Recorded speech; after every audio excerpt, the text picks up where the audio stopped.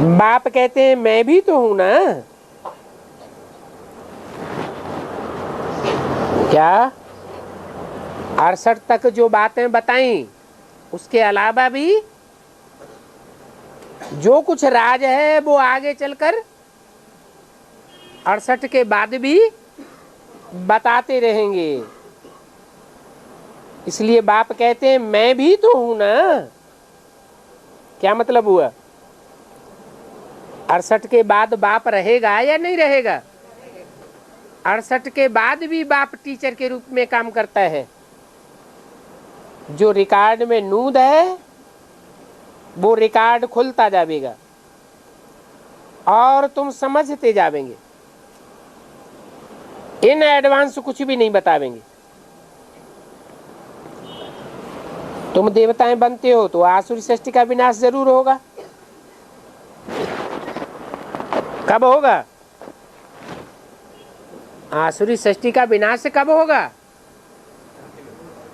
तब तक नहीं होगा जब तक तुम्हारे अंदर दैवी गुणों की पूरी पूरी पक्की पक्की स्थापना नहीं हो जाएगी। विनाश भी होने का है। कब होगा विनाश? ये बात बाबा नहीं बतावेंगे। है? क्यों? 76 के विनाश के बारे में बाबा ने नहीं बताया है? फिर किसी ने समझा क्या? 76 77 बीत गया फिर किसी ने समझा कि विनाश हुआ?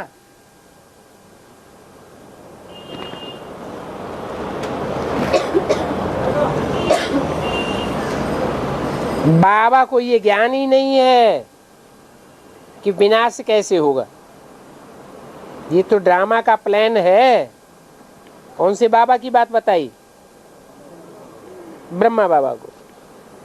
रिकॉर्ड खुलता जाता है और बाबा बोलता जाता है। 16 अप्रैल 1968 की वाणी का तीसरा पेज। तुम्हारी बुद्धि में सभी बातों की समझ पड़ती जाती है क्योंकि ये रिकॉर्ड है। जैसे जैसे रिकॉर्ड बजता जाएगा वैसे वैसे बाबा की मुरली चलती जाएगी। ड्रामा का राज सारा अंदर में है। क्या कहा?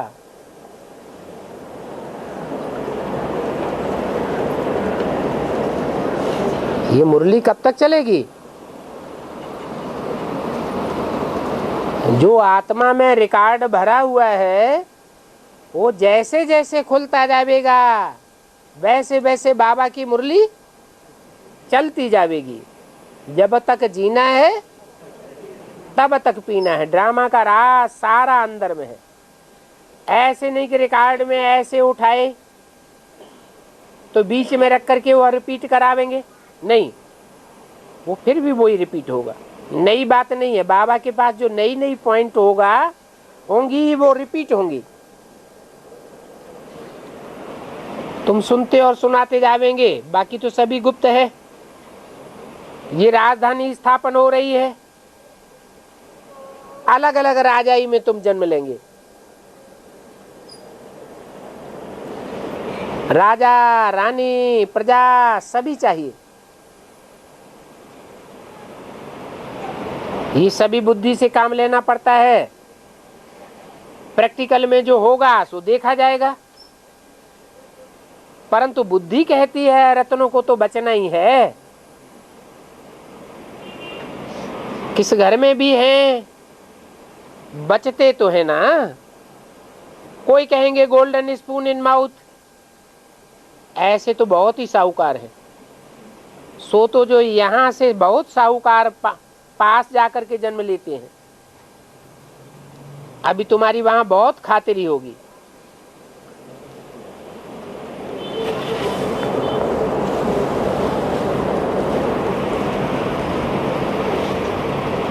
रतन जड़ित चीज सभी के पास होती है। उनमें तो इतनी पावर नहीं है। पावर तो तुम्हारे में है। तुम जहां भी जावेंगे वहां अपना शो करेंगे। तुम तो ऊंच बनते हो ना, तो तुम जाकर के दैवी चरित्र दिखावेंगे। आसुरी बच्चे जन्म से ही रोते रहते हैं और गंदे भी होते हैं, और तुम तो बहुत ही कायदे से निपटेंगे। गंदाजी की कोई बात ही नहीं होगी। आजकल के बच्चे तो कितने गंदे हो पड़ते हैं। सतयुग में तो ऐसी बातें हो नहीं सकती, फिर भी वहां हेवन है, गंदगी की बात होती ही नहीं है। ये तो खुशी की बात है। हम ऐसी दुनिया में जाते हैं जहां गंदगी की बात आती ही नहीं है। वहां ऐसे भी नहीं कहेंगे कि अगरबत्ती जलाओ, वहां बदबू होगी ही नहीं जो अगरबत्ती की दरकार रहे। बगीचे में ऐसे खुशबूदार फूल होंगे जो बात मत पूछो। यहाँ के फूलों में तो इतनी ताकत ही नहीं है ऐसी खुशबू देने की। वहां तो हर चीज में खुशबू ही खुशबू रहती है। उनके भेंट में यहाँ तो 1% भी खुशबू नहीं है, वहां है 100%। और ये देखो, अगरबत्ती भी तो फूल से बनती है ना। वहां के फूल ही बड़े फर्स्ट क्लास होते हैं। फूलों में फल खुशबू में होते हैं। सबसे फर्स्ट क्लास फूल सतयुग में होंगे। यहाँ भल कोई कितना भी साहूकार हो, पर इतना नहीं है। वहां तो किस्म किस्म की चीजें होंगी। बर्तन आदि भी सोने के होंगे, जैसे कि यहाँ पत्थर और लोहे के हैं। ये स्टील भी क्या है? लोहा। वहां फिर तो सोना ही सोना होगा। रेती में भी सोना होता है। विचार करो कितना सोना होगा, जिससे मकान बनते होंगे। ऐसी सफियतें होंगी जो न वहां गर्मी होगी न ठंडी होगी।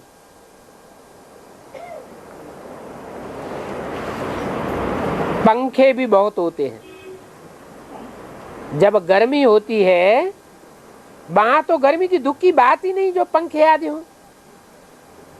उसका तो नाम ही है स्वर्ग, हेवन। वहां अपार सुख होते हैं। तुम्हारे जैसा पद्मा पदम भाग्यशाली कोई बनता ही नहीं है। लक्ष्मी नारायण की कितनी महिमा गाते हैं। इन्हों को ऐसा जो बनाते हैं उनका तो पहले गायन है।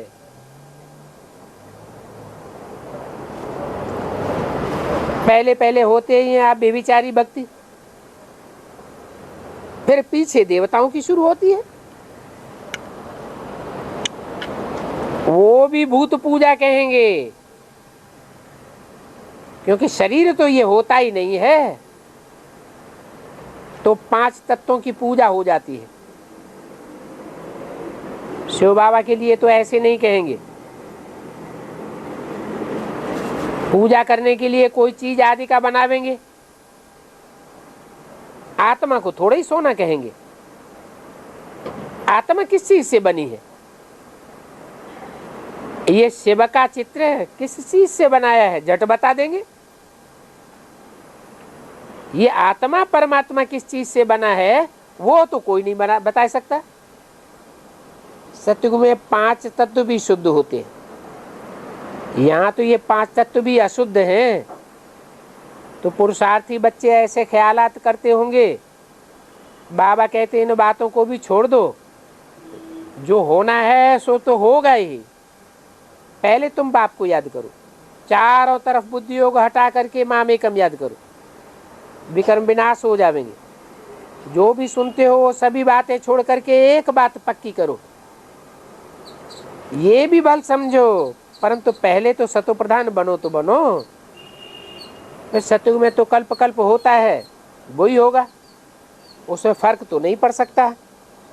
मूल बात है बाप को याद करना, यही मेहनत है। तो वो मेहनत तो पूरी करो। तूफान भी बहुत आते हैं। जन्म जन्मांतर जो कुछ किया है वो सब सामने आवेगा।